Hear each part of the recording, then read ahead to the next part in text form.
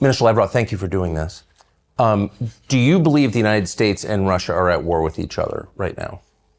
I wouldn't say so. And in any case, this is not what we want. We would like to have normal relations with all our neighbors, of course, but generally with all countries on earth, especially with the great country like the United States. President Putin repeatedly expressed his respect for the American people, for the American history, for the American achievements in the world, and we don't see any reason why Russia and the United States cannot cooperate for the sake of the universe. But the United States is funding a conflict that you're involved in, of course, and now is allowing attacks on Russia itself. So that doesn't constitute war? We officially are not at war. But what is going on in Ukraine is some people call it hybrid war. I would call it hybrid war as well. But it is obvious that the Ukrainians would not be able to do what they're doing with long-range modern weapons without direct participation of the American servicemen. And this is dangerous, no doubt about this. We don't want to aggravate the situation, but since ATACMS and other long-range weapons are being used against mainland Russia, as it were, we are sending signals, and we hope that the last one, a couple of weeks ago, the signal with the new weapon system called the Oreshnik, yes, was taken seriously. However, we also know that some officials in the Pentagon and in other places, including NATO, they started saying in the last few days something like, well, NATO is a defensive alliance, but sometimes you can strike first because the attack is the best defense. Some others in Stratcom, I think, Buchanan is his name, representative of Stratcom, he said something which allows for an eventuality of exchange of limited nuclear strikes.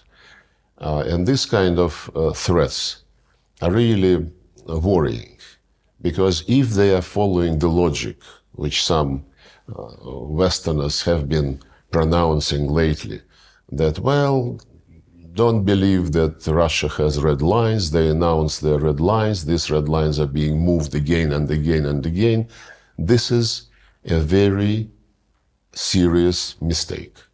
That's what I would like to say in response to this question.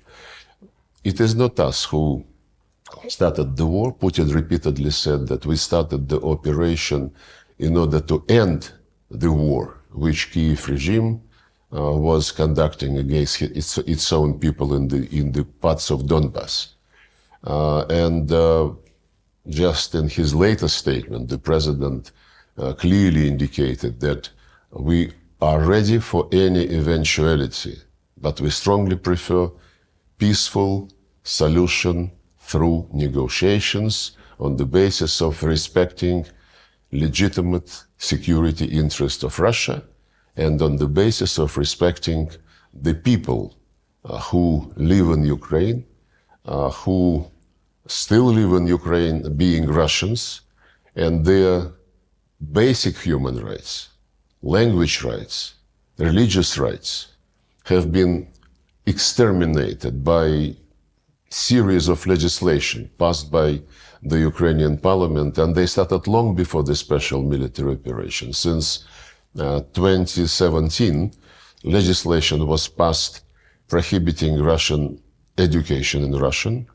prohibiting Russian media operating in Ukraine, then prohibiting Ukrainian media working in Russian language, and the latest, of course, there were also steps to cancel any cultural events in Russian. Russian books were thrown out of libraries, and exterminated. And the latest was the law prohibiting canonic Orthodox Church, Ukrainian Orthodox Church. And it's very interesting when people in the West say we want this conflict to be resolved on the basis of the UN Charter and respect for territorial integrity of Ukraine, Russia must withdraw. The Secretary General of the United Nations says similar things. Recently, his representative repeated that the conflict must be resolved on the basis of international law, UN Charter, General Assembly resolutions, while respecting territorial integrity of Ukraine. It's a misnomer, because if you want to respect the United Nations Charter, you have to respect it in its entirety. And the United Nations Charter, among other things, says that all countries must respect equality of states and the right of people for self-determination. And they also mentioned the United Nations General Assembly resolutions, and this is clear that what they mean is the series of resolutions which they passed after the beginning of the special military operation, and which demand condemnation of Russia. Russia get out of Ukraine territory in 1991 borders. But there are other United Nations General Assembly resolutions which were not voted, but which were consensual. And among them is a declaration on principles of relations between states on the basis of the Charter. And it clearly says, by consensus, everybody must respect territorial integrity of states whose governments respect the right of people for self-determination, and because of that, represent the entire population living on a given territory. To argue that the people who came to power through military coup d'etat in February 2014 represented Crimeans or the citizens of eastern and southern Ukraine is absolutely useless. It is obvious that Crimeans rejected the coup. They said, leave us alone, we don't want to have anything with you. So did Donbass. Crimeans held referendum, and they rejoined Russia. Donbass was declared by the putschists who came to power a terrorist group. They were shelled, attacked by artillery. The war started, which was stopped in February 2015. And the Minsk agreements were signed, and we were very sincerely interested in closing this drama by seeing Minsk agreements implemented fully. It was sabotaged by the government which was established after the coup d'etat in Ukraine. There was a demand that they enter into a direct dialogue with the people who did not accept the coup. There was a demand that they promote economic relations with that part of Ukraine, and so on and so forth. None of this was done.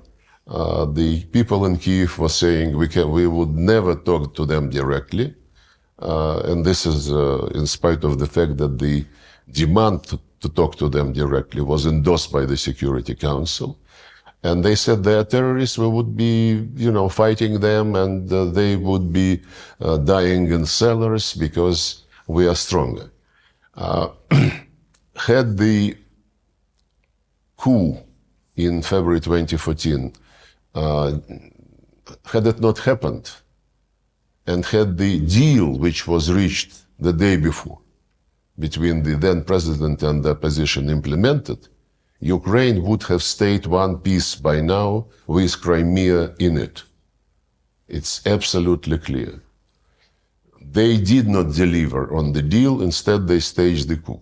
The deal, by the way, provided for creation of a government of national unity in February 2014 and holding early elections, which the then president would have lost Everybody knew that. But they were impatient, and they took the government buildings next morning. They went to this Maidan Square and announced that they created the government of the winners.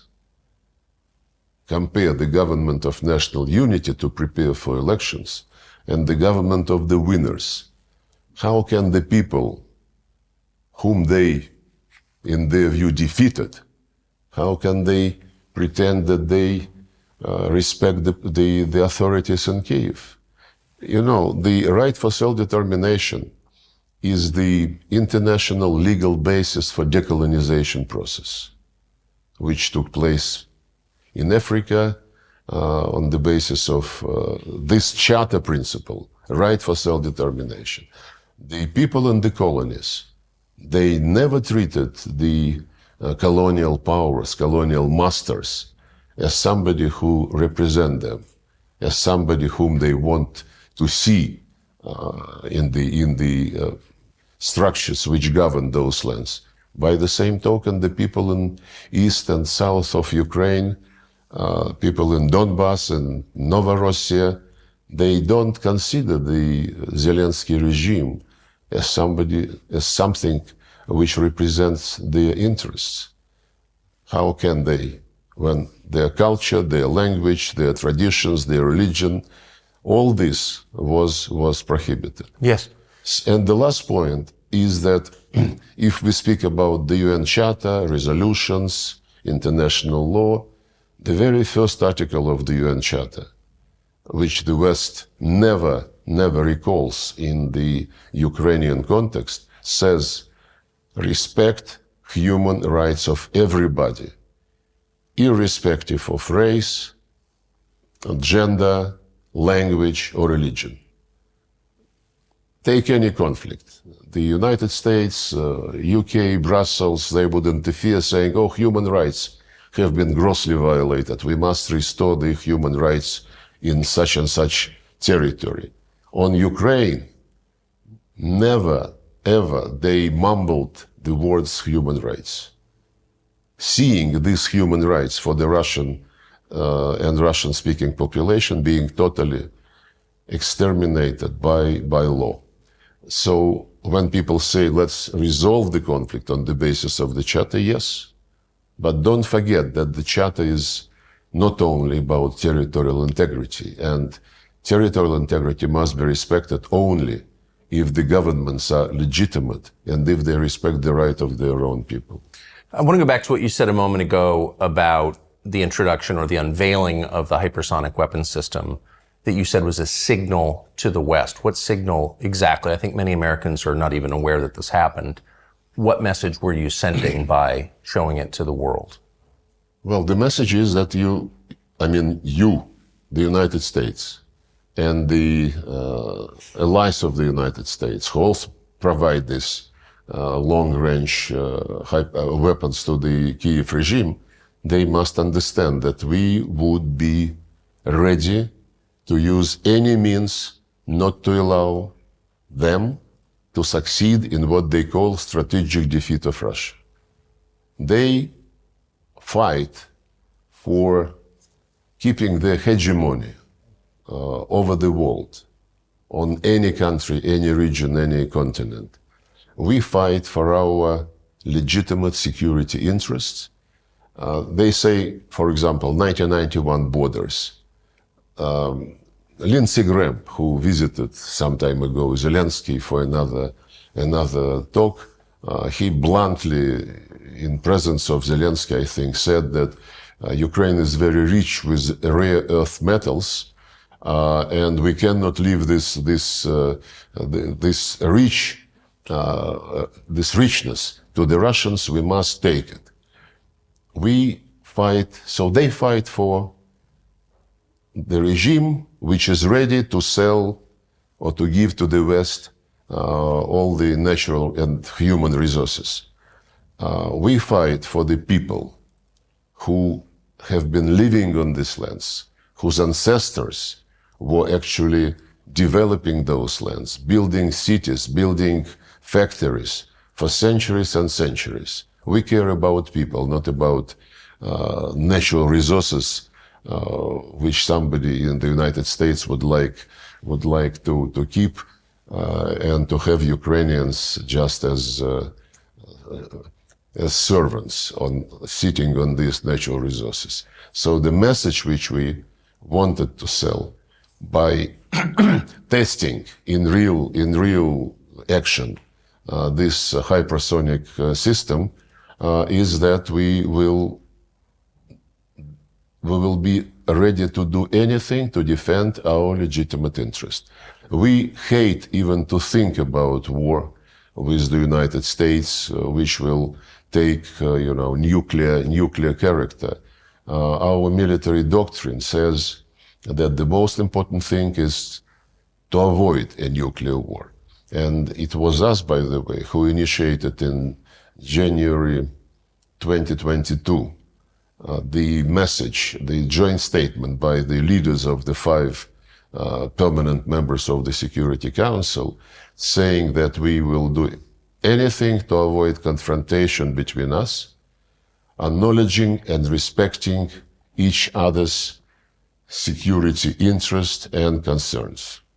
This was our initiative.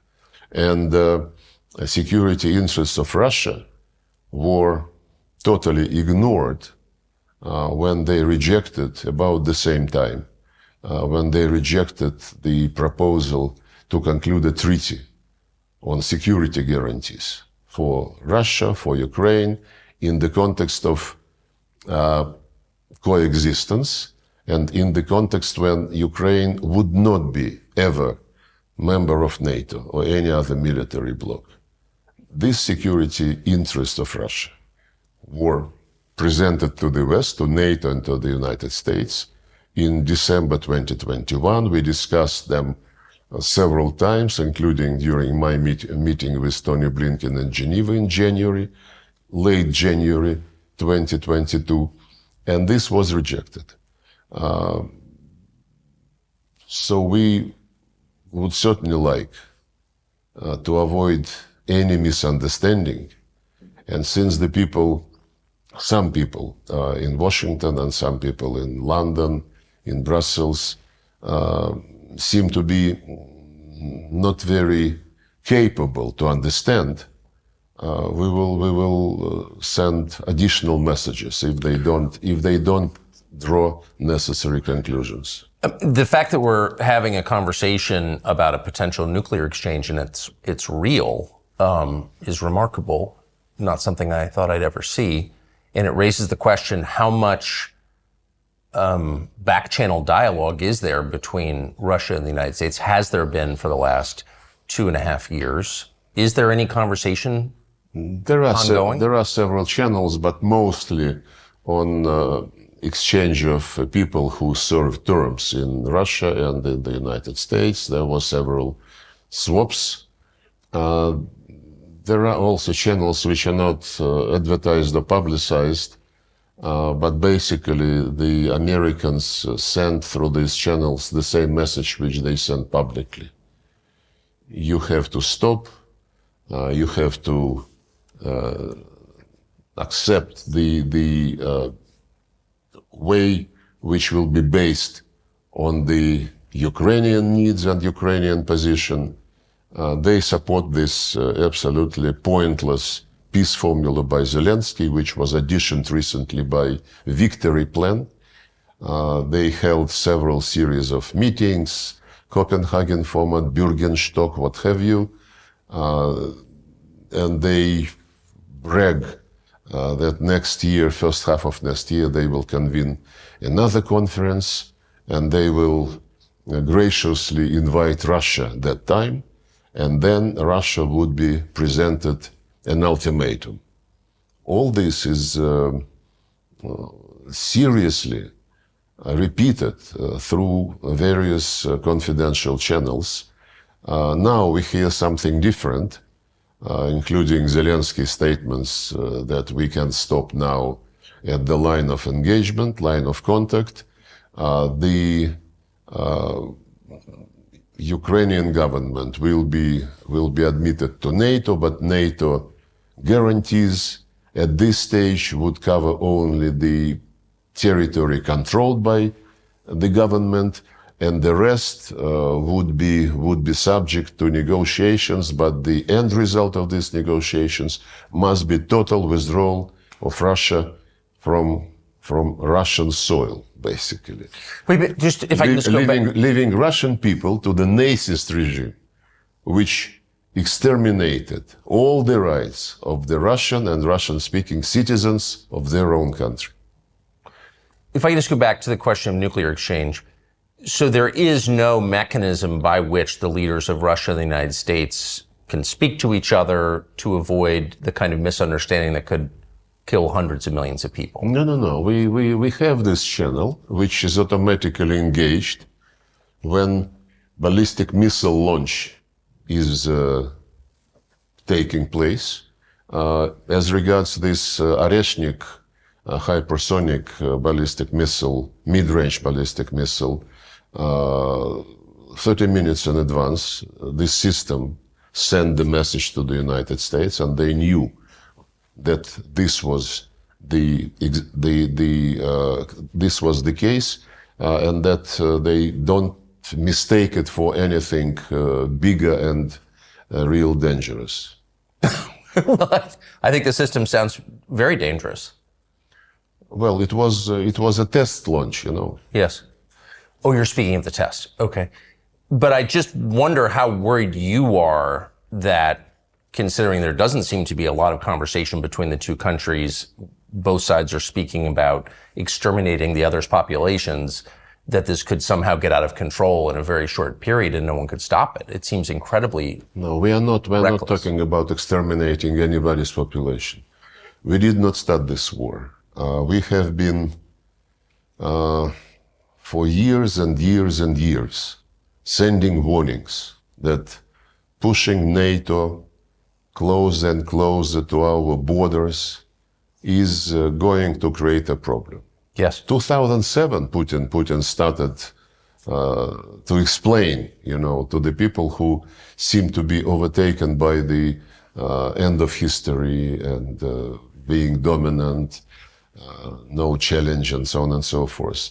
And of course, when the coup took place, the Americans did not hide that they were behind it.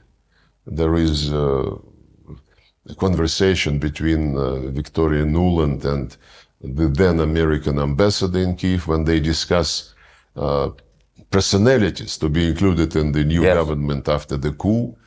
The figure of $5 billion spent on Ukraine after independence was mentioned as the guarantee that everything would be like the Americans want. So we don't have any intention to exterminate Ukrainian people. They are brothers and sisters to the Russian people. How many have died so far, do you think, on both sides? It is not disclosed by Ukrainians. Zelensky was saying that it is much less than 80,000 persons on Ukrainian side. But there is one very reliable figure in Palestine.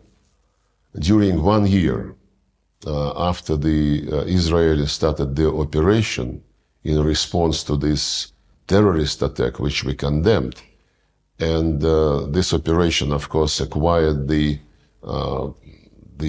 proportion of collective punishment, which is against international humanitarian law as well. So during 1 year after the operation started in Palestine, the number of civilians, Palestinian civilians, killed is estimated 45,000. This is almost twice as many as the number of civilians on both sides of Ukrainian conflict who died during 10 years after the coup. 1 year and 10 years.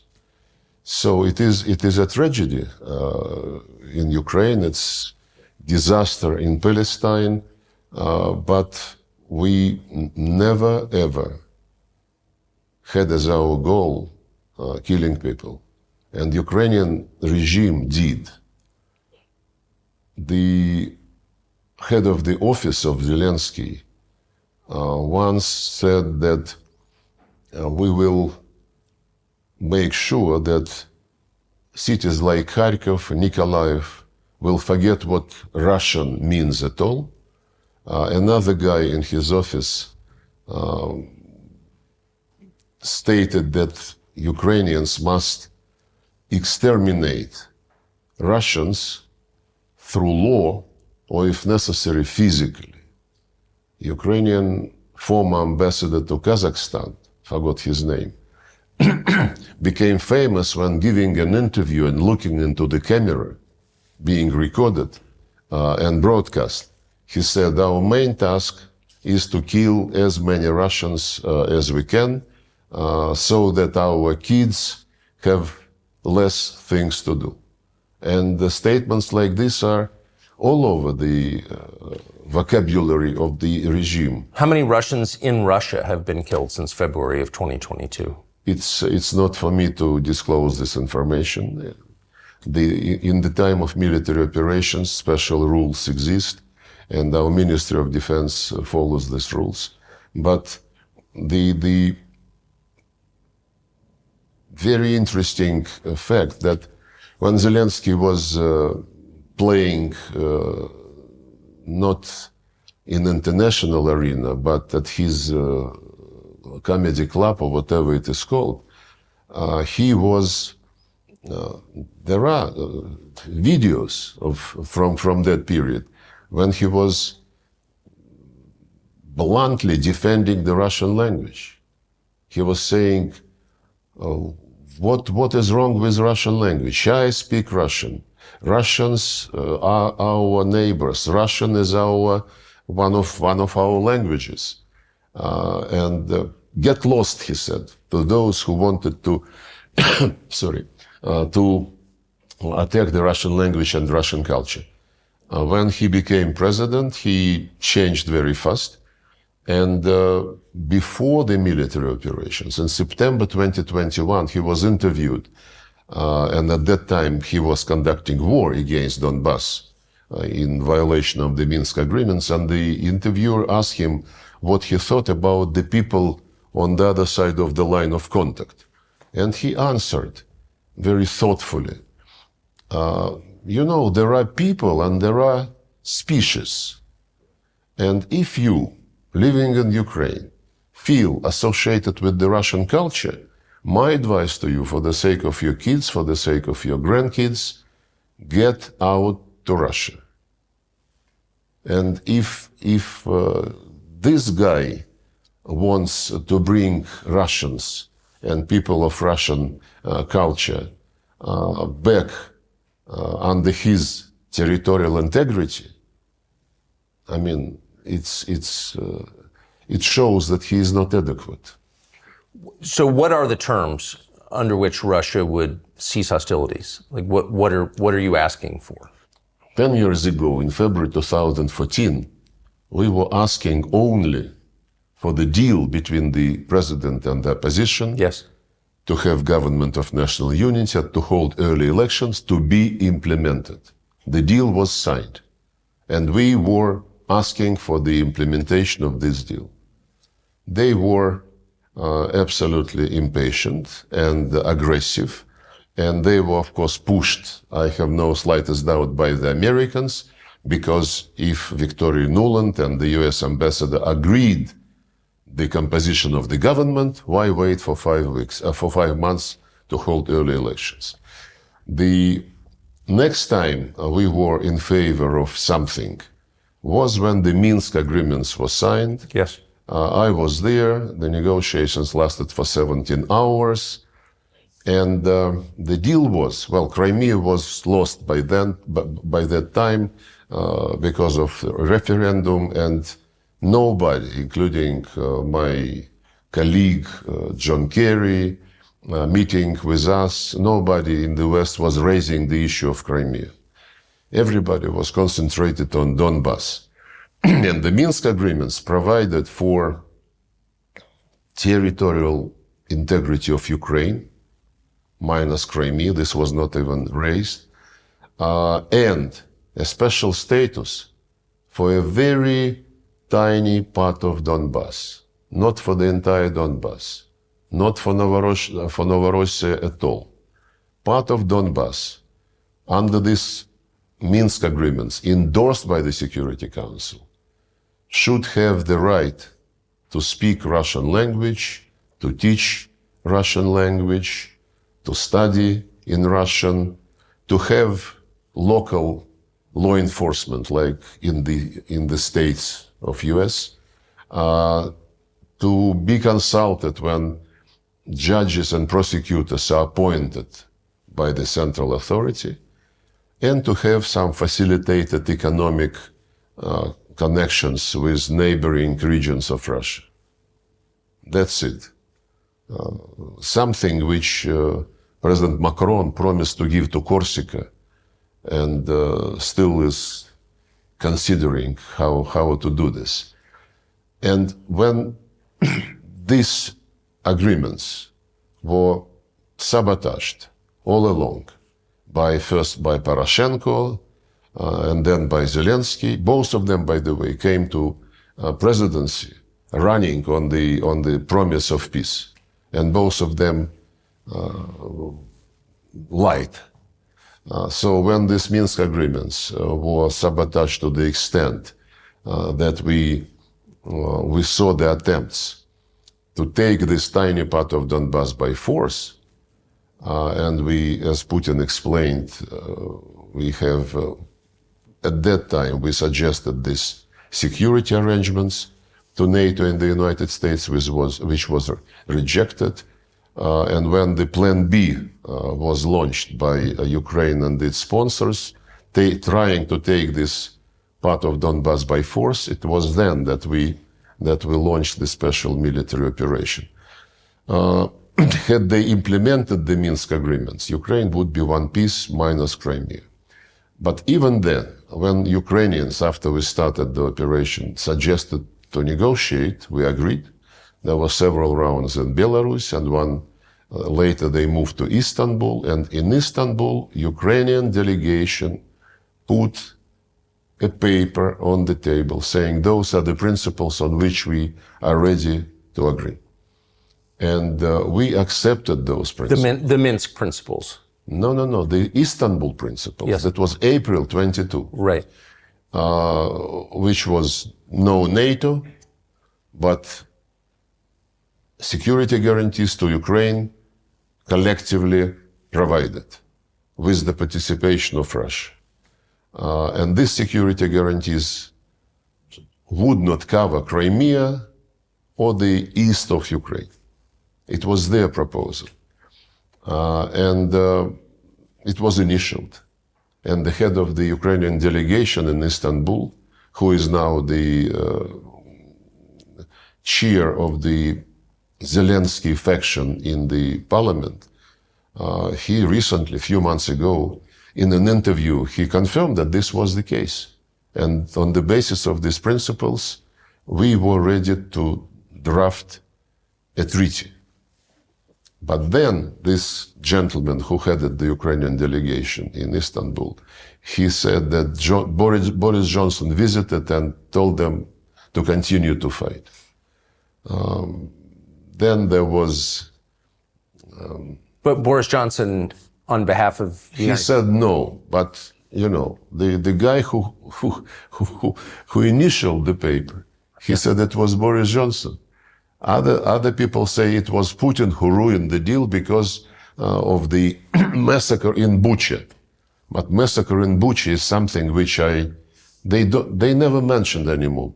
Massacre in Bucha. I do, and we do. In a sense, they are on the defensive. Several times in the United Nations Security Council, sitting at the table with Antonio Guterres, 2 years ago and last year, last year and this year, the General Assembly, I raised the issue of Bucha and said, guys, it is strange that you are silent about Bucha because you were very vocal when BBC team found itself on a street where the bodies were located. And I inquired, can we get the names of the persons whose bodies were broadcast by BBC? Total silence. I addressed Antonio Guterres personally in the presence of the Security Council members.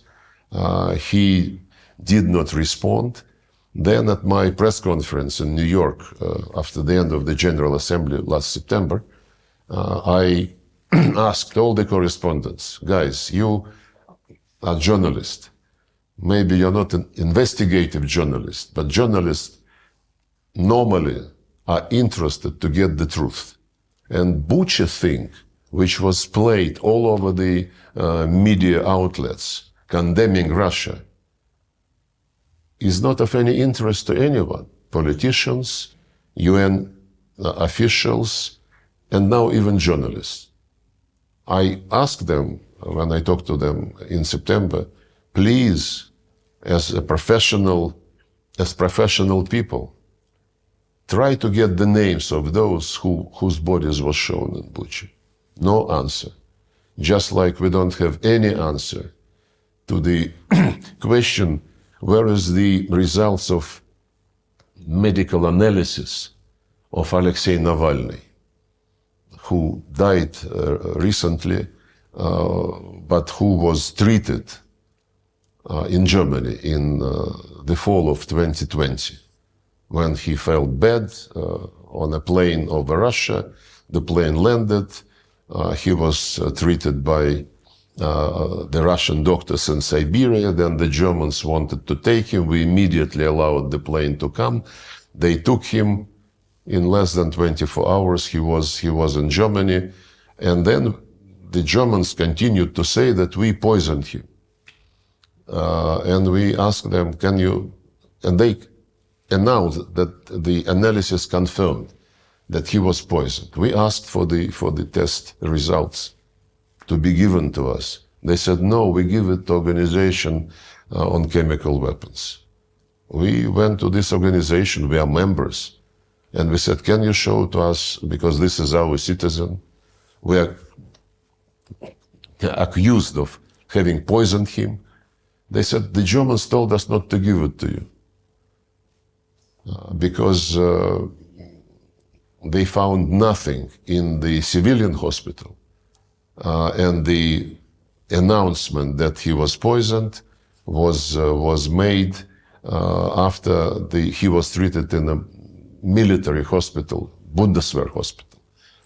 So it seems that this secret is not going. So how did Navalny die? Well, he died serving the term in Russia. But he, during, as far as it was reported, every now and then he felt not well, which was another reason why we continued to ask the Germans, can you show us the results which you found? Because we did not find what they found. And what they did to him, I don't know. What the Germans did to him? Yeah, because they don't explain to anybody, including us. Or maybe they explain to the Americans. Maybe this is credible, but they never told us how they treated him, what they found, and what methods they were using. How do you think he died? I'm not a doctor, but for anybody to guess, even for the doctors to try to guess, they need to have information. And if the person was taken to Germany to be treated after he had been poisoned, the results of the tests cannot be secret. We still cannot get anything credible on the fate of Sergey Skripal and his daughter. The information is not provided to us. He is our citizen, she is our citizen, and we have all the rights under conventions which the UK is party to get information. Why do you think, so many threads, but why do you think that Boris Johnson, former Prime Minister of the UK, would have stopped the peace process in Istanbul. On whose behalf was he doing that? Well, I met with him a couple of times, and I wouldn't be surprised if he was motivated by some immediate desire or by some long-term strategy. He is not very predictable. Okay. Do you think he was acting on behalf of the U.S. government, on behalf of the Biden administration? He was doing this independently? I mean, I don't know. I don't know, and I wouldn't guess. The fact that the Americans and the Brits are leading in this quote-unquote situation is obvious. Now it is becoming also clear that there is a fatigue in some capitals, and there are talks every now and then that the Americans would like to leave it with the Europeans and to concentrate on something more important. I wouldn't guess. We would be judging by specific steps. It's obvious, though, that Biden administration would like to leave legacy to the Trump administration as bad as they can. yes. And similar to what Obama did to Trump during his first term, when late December 2016, Obama expelled Russian diplomats just very late December, 120 persons with family members, did it on purpose, demanded them on leave on the day when there was no direct flight from Washington, so they had to move to New York by buses with all their luggage, with children, and so on and so forth. And at the same time, Obama announced the arrest of pieces of diplomatic property of Russia. And we still never were able to come and see what is the state of this Russian property. They never allowed us to come and see, though, under all convention. They just say that these pieces we don't consider as being covered by diplomatic immunity, which is a unilateral decision, never substantiated by any international court. So you believe the Biden administration is doing something similar again to the incoming Trump administration? Yeah, because that episode with the expulsion and the seizure of property certainly did not create the promising ground for beginning of our relations with the Trump administration. So I think they're doing the same. But this time, President Trump was elected on the explicit promise to bring an end to the war in Ukraine. So, I mean, he said that in appearance after appearance. So given that, there is hope for a resolution, it sounds like. What are the terms to which you'd agree? Well, the terms, I basically alluded to them when President Putin spoke in this ministry on the 14th of June. He once again reiterated that we were ready to negotiate on the basis of the principles which were agreed in Istanbul and rejected by Boris Johnson, according to the statement of the head of the Ukrainian delegation. The key principle is no non-bloc status of Ukraine, and we would be ready to be part of the group of countries who would provide collective security guarantees to No Ukraine. NATO. No NATO, absolutely. No military bases. No military exercises on the Ukrainian soil with participation of foreign troops. And this is something which he reiterated. But of course, he said it was April 2022. Now some time has passed. And the realities on the ground would have to be taken into account and accepted. The realities on the ground are not only the line of contact, but also the changes in the Russian constitution after referendum was held in Donetsk, Lugansk republics and Kherson and Zaporozhye regions. Yes. And they are now part of the Russian Federation according to the constitution, and this is a reality. And of course, we cannot tolerate a deal which would keep the legislation, which I quoted, prohibiting Russian language, Russian media, Russian culture, Ukrainian Orthodox Church, because it is a violation of the obligations of Ukraine under the UN Charter, and somebody must be done about it. And the fact that the West, since this Russophobic legislative offensive started in 2017, since the West was totally silent, and it is silent until now, of course, we would have to pay attention to this in a very special way. Would dropping sanctions against Russia be a condition? I would say probably many people in Russia would like to make it a condition, but the more we live under sanctions, the more we understand that it is better to rely on yourself and to develop mechanisms, to develop platforms for cooperation with normal countries who are not unfriendly to you, and don't mix economic interest and policies, and especially politics. And we learned a lot after the sanctions started. Sanctions started under Obama. They continued in a very big way under the first term of Trump. And these sanctions under the Biden administration are absolutely unprecedented. But what doesn't kill you makes you stronger, you know. And well, but it also just drives... They would be never kill us, so they are making us stronger. And driving Russia east.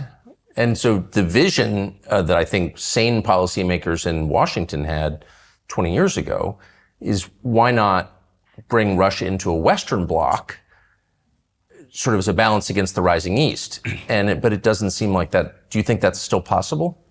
I don't think so. Recently, Putin was speaking at Valdai Club.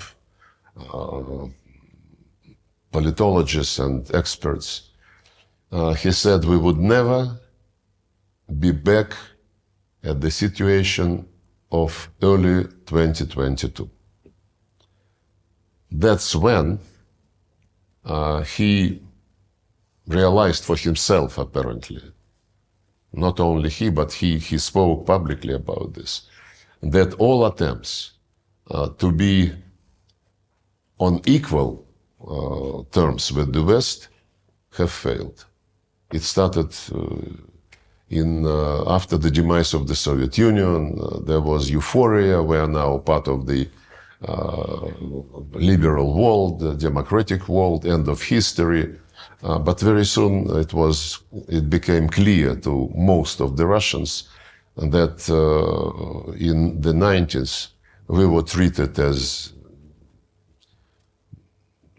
at best, as junior partner, maybe not even as a partner, but as a place where the West can organize things like it wants, striking deals with oligarchs, buying resources and assets, and then probably the Americans decided that Russia is in their pocket. Boris Yeltsin, Bill Clinton, buddies, laughing, joking. But even at the end of Yeltsin's term, he started to contemplate that this was not something she wanted for Russia. And I think this was very obvious when he appointed Putin prime minister and then left earlier and blessed Putin as his successor for the elections which were coming and which Putin won. But when Putin became president, he was very much open to cooperation with the West. And he mentions about this quite regularly when he speaks with interviewers or at some international events. I was present when he met with George Bush Jr., with Obama. Well, after the meeting of NATO in Bucharest, which was followed by NATO-Russia summit meeting in 2008, when they announced that Georgia and Ukraine will be in NATO, and then they tried to sell it to, we asked why. There was lunch and Putin asked, what was the reason for this? Good question. And they said, this is something which is not obligatory. How come? Well, to start the process of joining NATO, you need a formal invitation.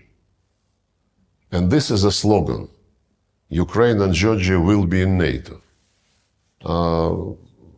But this slogan, became obsession for some people in Tbilisi first, when Saakashvili lost his senses and started the war against his own people under the protection of OSCE mission with the Russian peacekeepers on the ground.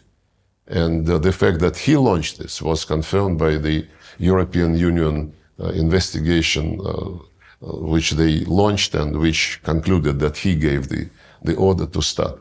And for Ukrainians, it took a bit longer. And they were cultivating this pro-Western mood. Well, pro-Western is not bad, basically. Pro-Eastern is also not bad. What is bad is that you tell people either or. Either you go with me or you're my enemy. What happened before the coup in Ukraine? In 2013, the president of Ukraine, it was Mr. Yanukovych, negotiated with the European Union some association agreement which would nullify tariffs on most of the Ukrainian goods to the European Union and the other way around.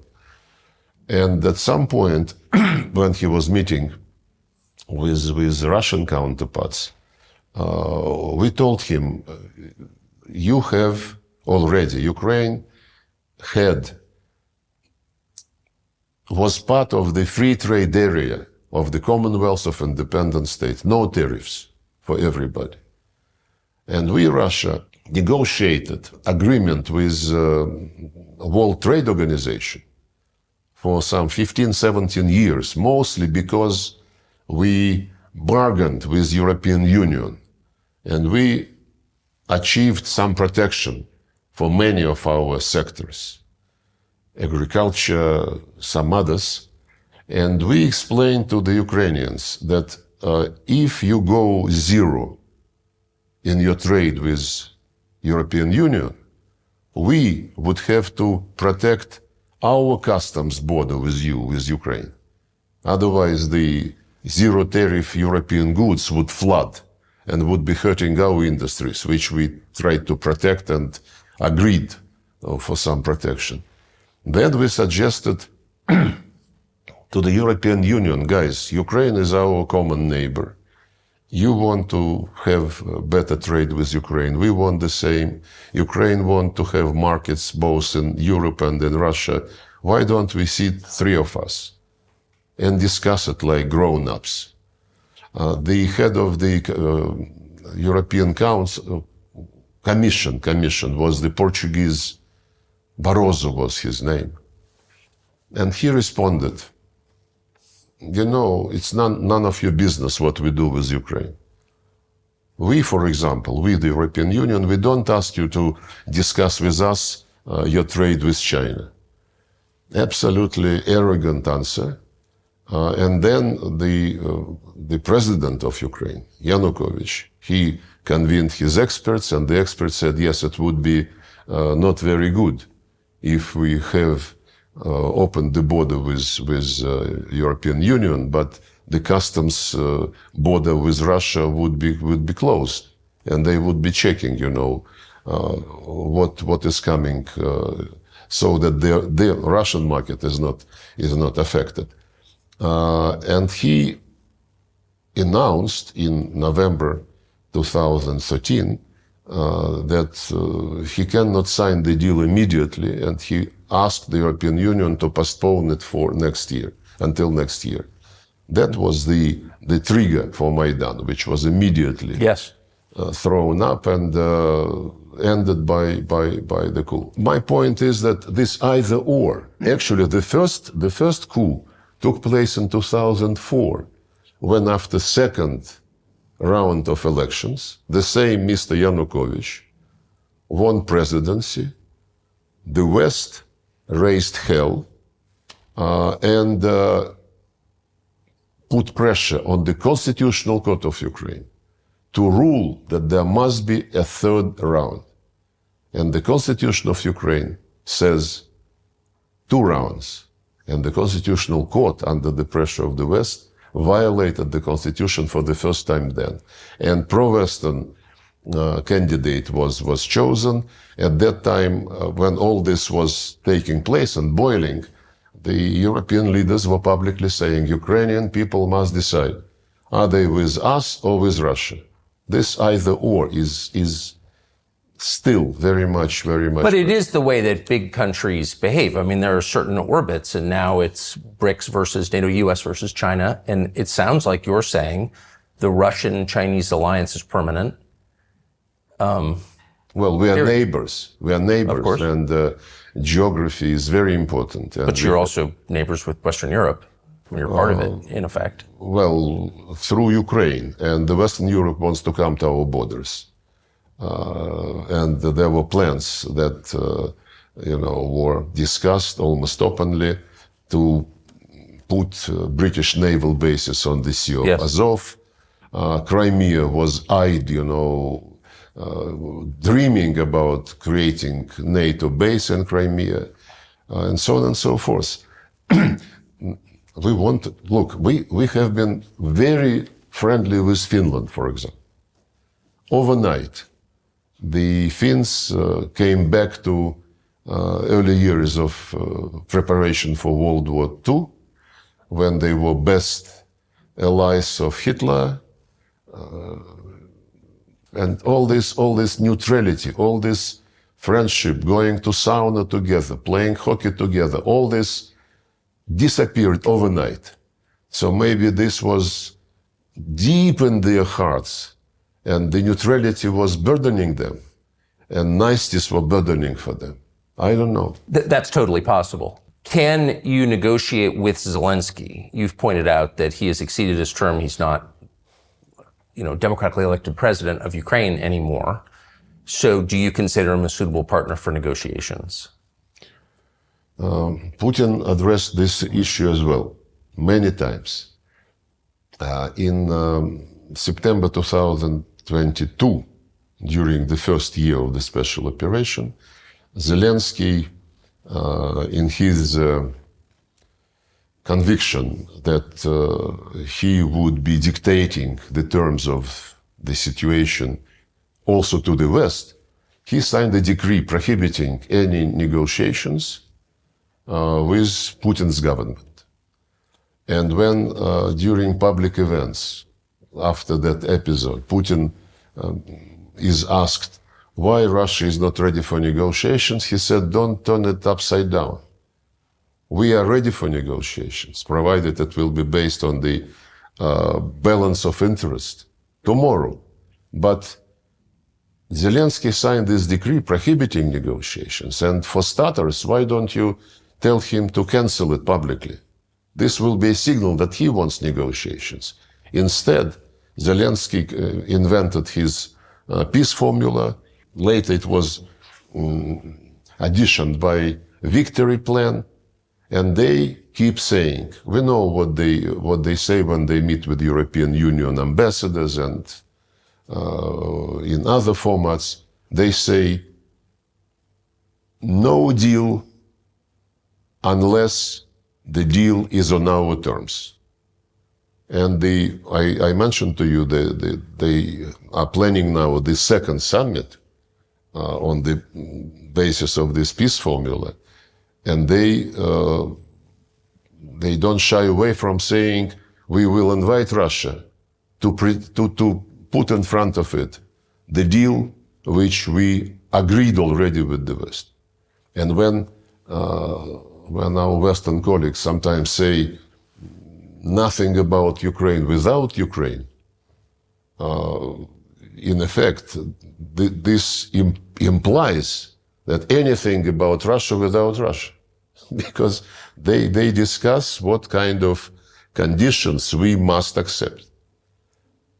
By the way, recently they already violate tacitly the concept nothing about Ukraine without Ukraine. There are passes, there are messages. They know our position. We are not playing double game. What Putin announced is the goal of our operation. It's fair. It's fully in line with the United Nations Charter. First of all, the rights, language rights, minority rights, national minority rights, religious rights, and it's fully in line with OSCE principle. There is an organization for security and cooperation in Europe which is still alive. And the summit of this organization, well, several summits of this organization clearly stated that security must be indivisible, that nobody should expand his security at the expense of security of others, and that, most important, no organization in Euro-Atlantic space shall claim dominance. This was, last time it was confirmed by OSCE 2010. And NATO was doing exactly the opposite. Yes. So we have legitimacy, in our position. No NATO on our doorsteps because OSCE, agreed that this should not be the case if it hurts us. And please restore the rights of Russians. Who do you think has been making foreign policy decisions in the United States? This is a question in the United States. Who is making these decisions? I wouldn't guess. I haven't seen Tony Blinken for years. 2 years ago, I think, at the G20 summit, was it in Rome or somewhere?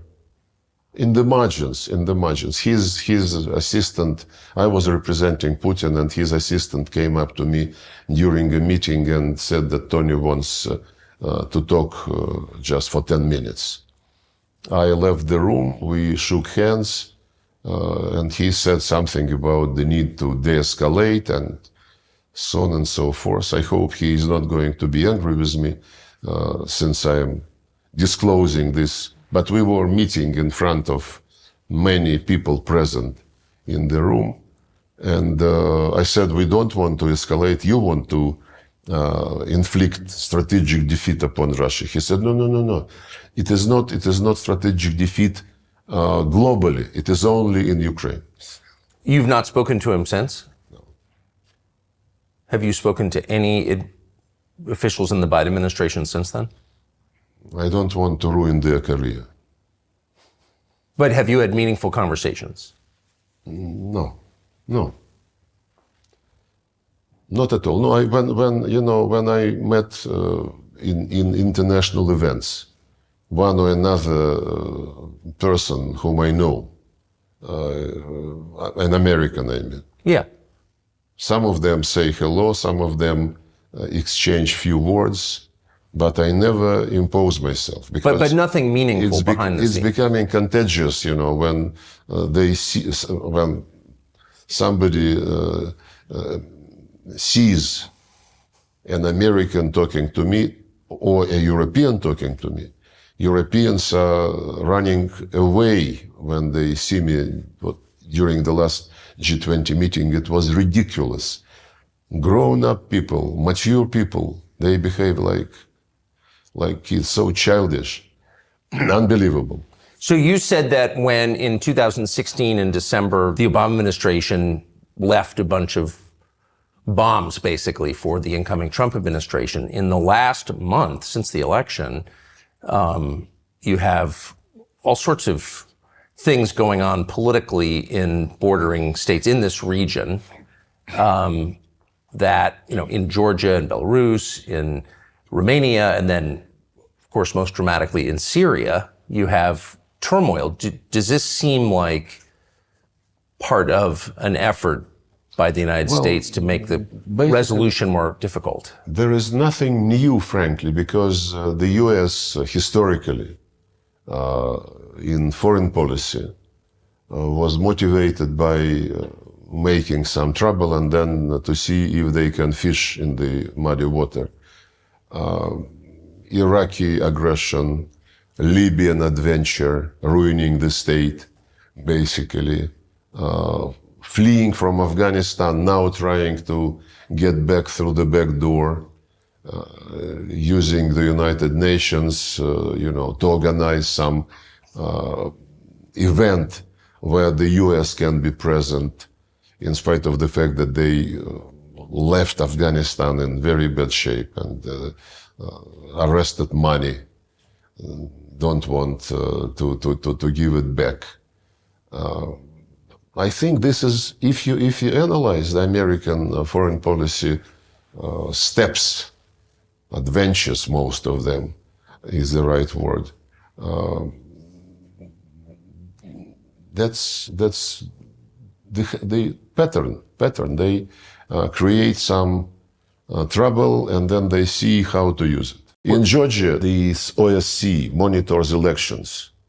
When it used to monitor elections in Russia, they would always be very negative. And on other countries as well, Belarus, Kazakhstan. This time in Georgia, the monitoring mission of OSCE presented a positive report. And it is being ignored.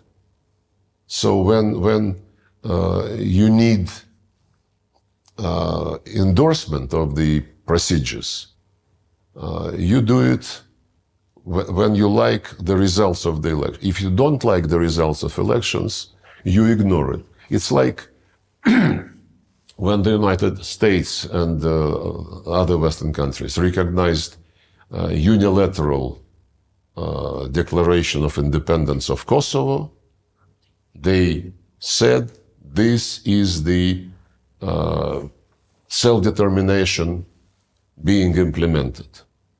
When a few years later, and there was no referendum in Kosovo, unilateral declaration of independence. By the way, after that, the Serbs approached International Court of Justice, which ruled that, normally they are not very specific, in their judgment, but they ruled that unilateral, or rather, when part of a territory declares independence, it is not necessarily to be agreed with the central authorities.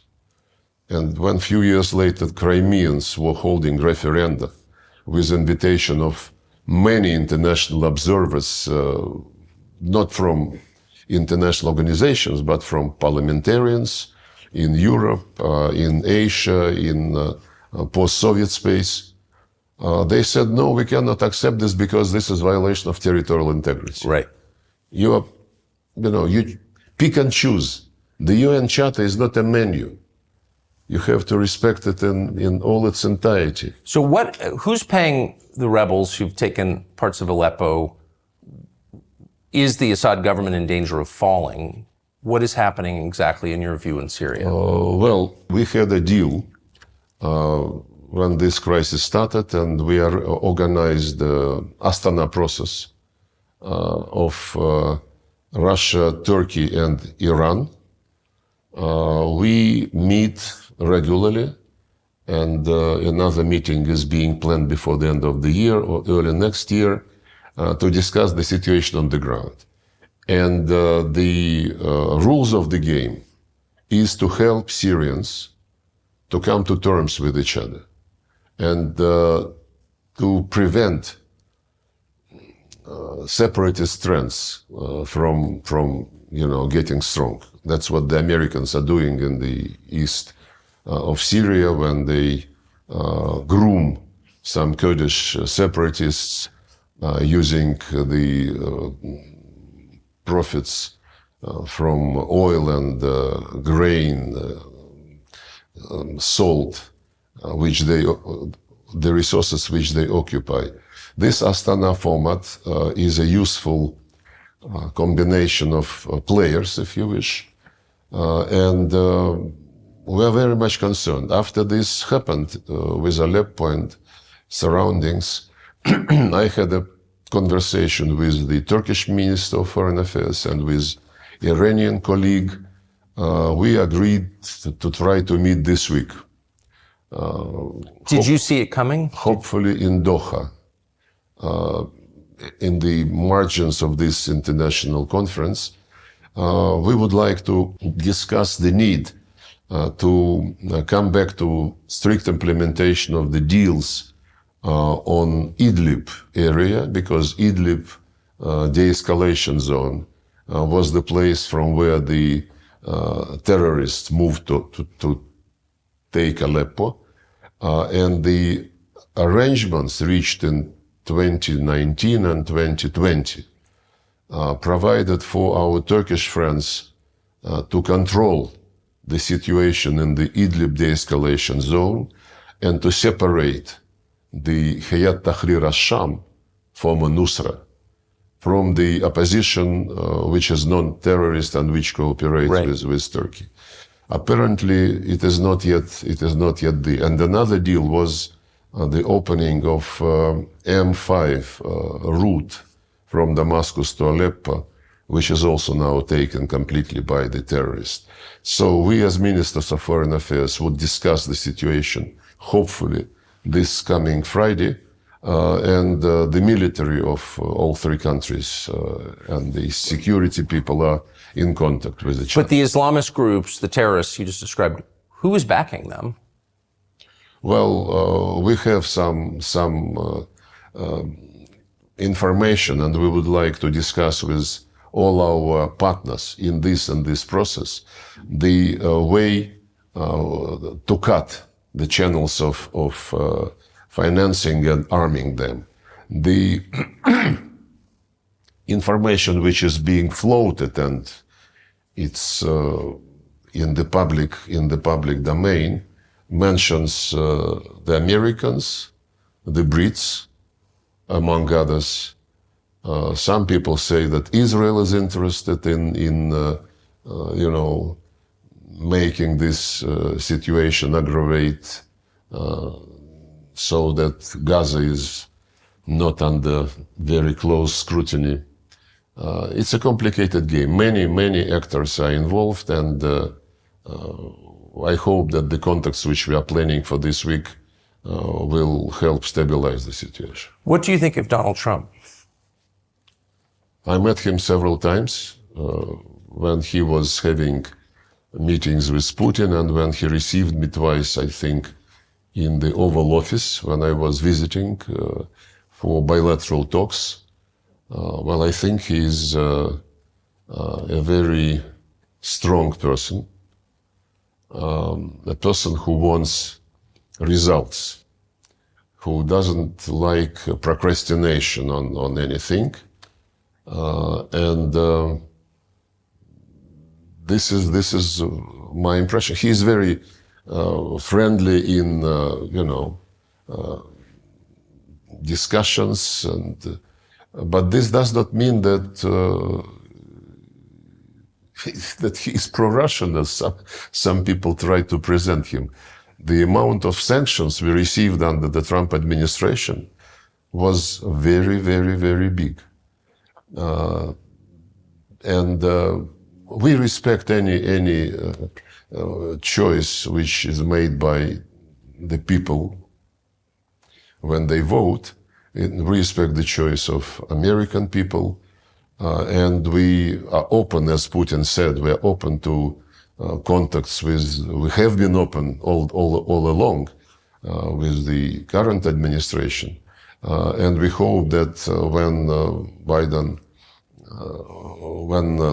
Donald Trump is inaugurated, we will understand what the ball, as Putin said, is on their side. We never severed our contacts, our ties in economy, trade, on security, on anything. And my final question is, how sincerely worried are you about an escalation in conflict between Russia and the United States, knowing what you do? Well, we started with this question, more or less. It seems the central question. Yes, and the Europeans say that it's not, they whisper to each other that it is not for Zelensky to dictate the terms of the deal, it's for the US and Russia. I don't think we should be presenting our relations as, two guys decide for everybody. Not at all. It is not our style. We prefer the manners which dominate in BRICS, in Shanghai Cooperation Organization, where the UN Charter principle of sovereign equality of states is really embodied. The US is not used to respect sovereign equality of states. The United States, when they say we cannot allow Russia to win on Ukraine because this would undermine our rules-based world order. And the rules-based world order is American domination. Now, by the way, NATO, at least under Biden administration, is eyeing the entire Eurasian continent. Indian, Pacific strategies, South China Sea, East China Sea is already on NATO agenda. NATO is moving infrastructure there. AUKUS, building quartet Indo-Pacific 4, they call it. Japan, Australia, New Zealand, South Korea. US, South Korea, and Japan are building military alliance with some nuclear components. And Stoltenberg, the former Secretary General of NATO, said last year after the summit, which he said, your Atlantic security is indivisible from Indo-Pacific security. When he was asked, does it mean that you go beyond territorial defense? No, it doesn't go beyond territorial defense, but to defend our territory, we need to be present there. This element of preemption is more and more present. But with the United States, we don't want war with anybody. And as I said, 5 nuclear states declared at the top level in January 2022 that we don't want confrontation with each other and that we shall respect each other's security interests and concerns. And it also stated nuclear war can never be won, and therefore nuclear war is not possible. And the same was reiterated bilaterally between Russia and the United States, Putin, Biden, when they met in 21 in Geneva in June. Basically, they reproduced the statement by Reagan and Gorbachev of 1987, I think, no nuclear war. And this is absolutely in our vital interest, and I hope that this is also in vital interest of the United States. I say so because some time ago, Mr. Kirby, who is White House communications coordinator or whatever, he was asking questions, answering questions, and about escalation and about possibility of nuclear weapons being employed. And he said, oh, no, we don't want escalation because then if there is some nuclear element, then our European allies would suffer. So even mentally, he excludes that the United States can suffer. And this is something which makes the situation a bit risky. It might, if this mentality prevails, then some reckless steps could be taken, and this is bad. So what I think you're saying is American policymakers imagine there could be a nuclear exchange that doesn't directly affect the United States, and you're saying that's not true. That's what I said, yes. No, but